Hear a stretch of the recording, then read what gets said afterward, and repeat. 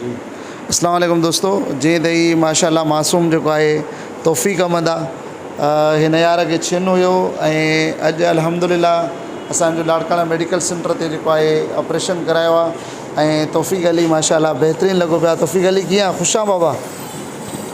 ख़ुशि आहे? ऑपरेशन थी वियो? ॻाल्हाए न, ॿुधाए न, ख़ुशि आहे न? तकलीफ़ ख़त्म थी वई? अञा आहे सूर आहे? ऑपरेशन थी वियो न ख़ैर सां? जी ही माशाल्लाह तौफ़ीक़ अली जो ऑपरेशन थी वियो आहे ख़ैर सां अल्हम्दुलिल्लाह।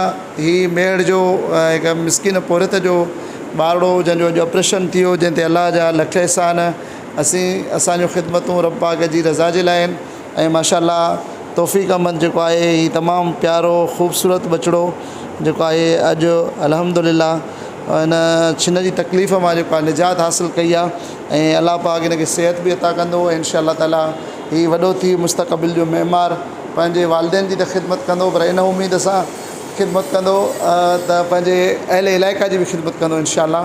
छो त अलाह इंसानियत जे नाते असां हिन मासूम जो दर्द तव्हांजे ॾाढो पेश कयोसीं ऐं तव्हां दोस्तनि जे जेको आहे सदके अॼु हिन जो ऑपरेशन थी वियो आहे ऐं अहिड़नि सभई मिसकिननि ग़रीबनि बेपहचन बेसहारा माण्हुनि जो जेको आहे फेसबुक जे ज़रिए सोशल मीडिया जे ज़रिए अवां भाइरनि जे ताउन सां ई जेको आहे इलाजु मुमकिन थी सघियो आहे।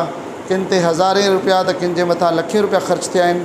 सो मां तमामु दोस्तनि जो थोराइतो आहियां। अॼु अल्हम्दुलिल्लाह हिन नंढड़े जो ऑपरेशन थी वियो आहे ऐं सुभाणे हिकु न्याणी आहे उनजो कराची जी नेशनल हॉस्पिटल में भी जो ऑपरेशन थींदो। मां तमामु दोस्तनि जो थोराइतो आहियां। अल्लाह रब्बुल आलमीन तमाम दोस्तनि खे ख़ुशि रखे। जिन भी हिन नंढड़े जे इलाज में असां ताउन कयो, अल्लाह ताला उनजे रिज़्क़ में, रोज़ी में, बच्चन में बेशुमार जेको आहे बरकतूं अता फ़रमाए। असां उन दोस्तनि लाइ दुआ कयूं। अस्सलामु अलैकुम वरहमतुल्लाहि वबरकातुहू। सिंध सलामत, साथ सलामत।